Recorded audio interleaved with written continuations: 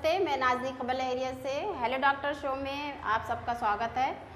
तो वहाँ आज हमारे साथ जुड़ी हैं महिला स्पेशलिस्ट डॉक्टर नीलमा सिंह जो नमस्ते डॉक्टर साहब।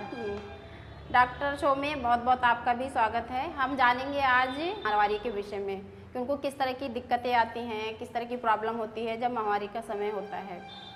डॉक्टर साहब, महामारी जब शुरू होती है तो उससे पहले उनको पता नहीं होता है और शर्म की वजह से वो किसी से बता भी नहीं पाती हैं। तो उस समय महामारी से पहले माँ को क्या तैयारी करनी चाहिए?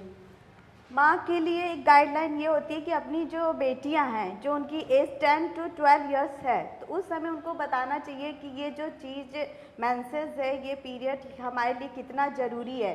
कभी और इसमें क्या होता है कि पूरी चीज़ बतानी चाहिए कि जैसे आप कभी स्कूल गए हो तो हो सकता है आपकी यूरिन के पैसेज में जो है ब्लीडिंग स्टार्ट हो जाए, तो दैट इज़ मेंसेस आपका आ गया है और उसमें आपको घबराने की कोई भी ज़रूरत नहीं है। आप अपने टीचर्स को कह सकती हो, जो फीमेल वहाँ पे टीचर्स हैं उन्हें कह सकती हो और उनके द्वारा फिर जो आपका जो मतलब ये टीचिंग करनी चाहिए हमने अपनी गर्ल्स को कि ये कोई चिंता का विषय नहीं है, ये एक नेचुरली फिनोमिना है और जो फीमेल के लिए ये बहुत ही एक प्लस पॉइंट है हमारे लिए। तो इसमें चिंता की कोई विषय ना हो कि माँ को अपनी बच्चियों को पहले से ही एजुकेट करना चाहिए। ऐसा भी सुनते हैं जब लोग कहते हैं कि महामारी का समय मतलब खट्टी चीज़ें नहीं खानी चाहिए, ठंडी चीज़ें नहीं खानी चाहिए, तो क्या कुछ खास चीज़ें हैं जो उनको खानी चाहिए? खट्टी चीज़ों में ऐसा होता है जैसे बहुत लोग अचार, जैसे नींबू आप ले सकते हो, लेकिन जो अचार है ये सब प्रिकली चीज़ें वैसे भी नहीं लेना चाहिए।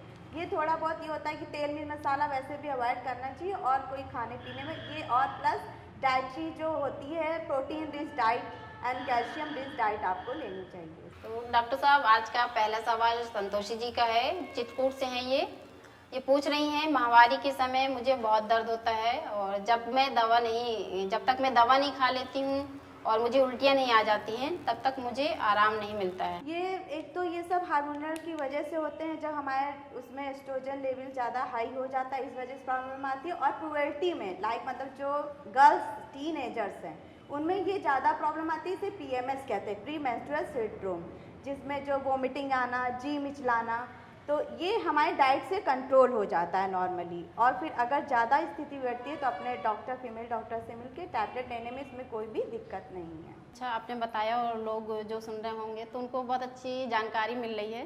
दूसरा सवाल है बांदा से संजना का। ये कह रही हैं महामारी समय पर ना आना और कभी 15 दिन पहले आता है या 15 से 10 दिन बाद आता है कभी कभी, तो इसके क्या कारण है? क्या ये खून की कमी हो सकती है या कोई और कारण हो सकता है?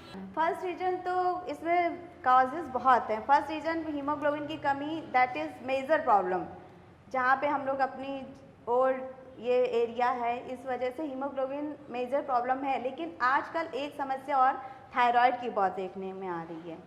हाइपोथायराइडिज्म की वजह से भी लोगों में जो है मेंसेस का डिले हो जाना, जल्दी आ जाना, इसलिए थायराइड प्रॉब्लम को भी इसमें जो है चेकअप, रूटीन चेकअप करा लेना चाहिए। थायराइड वैसे किसी भी हार्मोनल डिसबैलेंस किसी भी एज में हो सकते हैं और जो लड़कियों को ज़्यादा जैसे बाहर स्पाइसी चीज़ें भी अवॉइड करनी चाहिए। मतलब हेल्दी डाइट लीजिए आप, ये नहीं कभी कभी आप स्पाइसी चीज़ें ले सकते हो, लेकिन जो हमारी हर्ब्स हैं, ग्रीन वेजिटेबल्स हैं, जो रूटीन है, पल्सेस हैं, दाल, इन्हें अपनी डाइट में ज़रूर से शामिल करें। आज का तीसरा सवाल है आरती का। ये महोबा की रहने वाली हैं।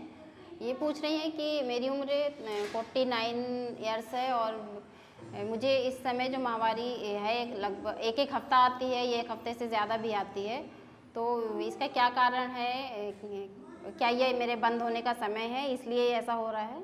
इसमें रीज़न बहुत है। पहला तो ये मीनोपॉजल स्टेज इनकी हो गई 49, क्योंकि 42 से 45 एज मीनोपॉज मेंसेस बंद हो जाता है, जिसकी वजह से कभी कभी ऐसा होता है कि ब्लीडिंग महीना ज़्यादा आता है, तो इस वजह से, और कभी यूट्रस में गांठ की वजह से भी महीना आता है ज़्यादा, तो इनको अपने डॉक्टर को, फीमेल डॉक्टर को दिखा के पूरा अल्ट्रासोनोग्राफी करा के और उचित ट्रीटमेंट लेना चाहिए। सवाल है रहनुमा का। ये कह रही हैं मेरी उम्र 37 ईयर्स है और पहले 2 से 3 दिन महामारी होती थी। अब 1 साल से दिन में सिर्फ एक ही दिन महामारी मुझे ठीक से होती है और उसके बाद मुझे महामारी नहीं होती है। और इसमें मुझे जब महामारी का समय होता है तो मुझे चिड़चिड़ाहट बनी रहती है, गुस्सा आता है, झुंझलाहट होती है, कमज़ोरी महसूस होती है। तो क्या कारण है, क्या ये खून की कमी है या फिर कोई और कारण है? हाँ, इसका भी 37 है, तो वो नियर पेरीमेनोपॉजल है, लेकिन नॉट कि मेनोपॉजल स्टेज बंद होने की अभी तो नहीं है। तो इसमें यही फिर मैंने बताया था थायराइड फैक्टर, आजकल थायराइड फैक्टर और प्लस हीमोग्लोबिन का चेकअप, ये सब अपना चेकअप करा ले वो। कि जो महामारी के समय पे अब तो बहुत लोग जानने लगे हैं तो पैड का ही इस्तेमाल करते हैं, लेकिन अभी गांव में जाके देखा जाए तो बहुत से लोग हैं कपड़े का यूज़ करते हैं। तो कपड़ा लेना कितना सुरक्षित है महिलाओं के लिए? कपड़ा लेना तो बिल्कुल ही सुरक्षित नहीं आता। आजकल तो इतना मीडिया में भी सब जगह दिखाया जा रहा है। मुझे लग रहा है अब तो बहुत ही रेयर चीज़ें हो रही हैं कि कपड़ा लेता ही इंसान, क्योंकि सब पैड ही यूज़ करते हैं, क्योंकि लोग भी बहुत जागरूक हो गए हैं। अभी भी महिलाएं ले रही हैं कपड़ा, तो उनको कितने नुकसान पहुंच सकता है, किस तरह की बीमारियां आ सकती हैं उससे? अब इसमें तो कई है, जैसे इन्फेक्शन होने के चांसेस हो सकते हैं। आपने सुना होगा जैसे धात पड़ती है, वाइट डिस्चार्ज, ये भी लिकोरिया भी हो सकता है। और मेन तो बहुत इन्फेक्शन होता है तो वल्वा रीजन में ईचिंग, रेडनेस, बहुत सारी बर्निंग में, पेशाब में जलन होने की दिक्कत, तो ये सब इन्फेक्शन होने के चांसेस ज़्यादा रहते हैं। इसलिए गंदे कपड़े यूज़ तो करने ही नहीं चाहिए। तो अब इसी के साथ हमारा शो समाप्त होता है। इतने ही सवाल थे और फिर अगले सवाल में फिर देखेंगे। तो डॉक्टर साहब, आज आप हमारे साथ जुड़ी इस शो में, हेलो डॉक्टर शो में, और बहुत बहुत धन्यवाद। हम आगे भी आपसे बात करते रहेंगे। दर्शकों को भी धन्यवाद, बहुत बहुत धन्यवाद दर्शकों को। हम इसी तरह हर हफ्ते नए नए सवालों के साथ नई और अलग अलग तरह की बीमारियों के सवाल हमें भेजिए और हम आपको इस तरह डॉक्टर से मिलवा के आपके जवाब देते रहेंगे।